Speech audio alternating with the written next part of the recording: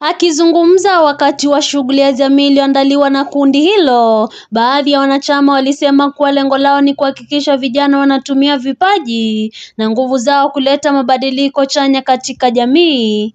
Kuja hapa na tumeamua tushirikiane na wenzetu, na si tu hii tu peke yake.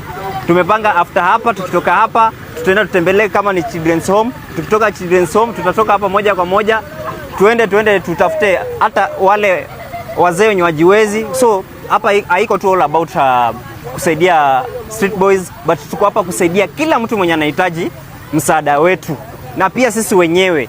Kando na hii tu usaidizi, pia sisi wenyewe members hapa, kuna mtu anaweza kuwa ako mgonjwa ama anahitaji nini, so tumeamua tukuje na hii group tuweze kusaidia. Vijana hao walisema kuwa kupitia shughuli mbalimbali za kujitolea wameweza kuwafikia watu wenye mahitaji maalum pamoja na kuhamasisha mshikamano katika jamii.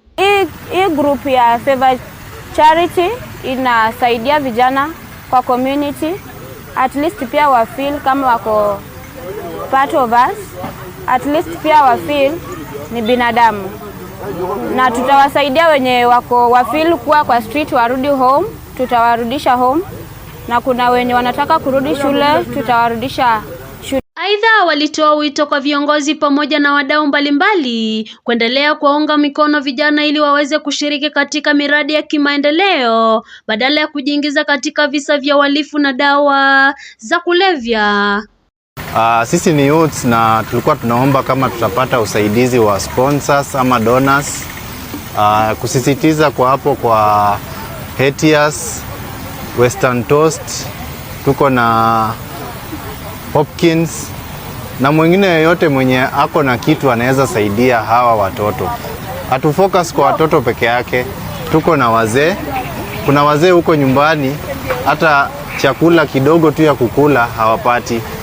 So tunawasaidia pia wazee, at least hata kama watapata lunch peke yake.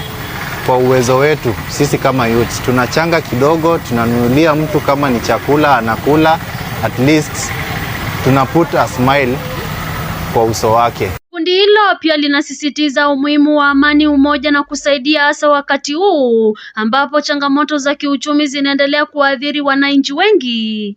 Nikiripoti kutoka kaunti ya Bungoma, jina langu ni Rose Mwende.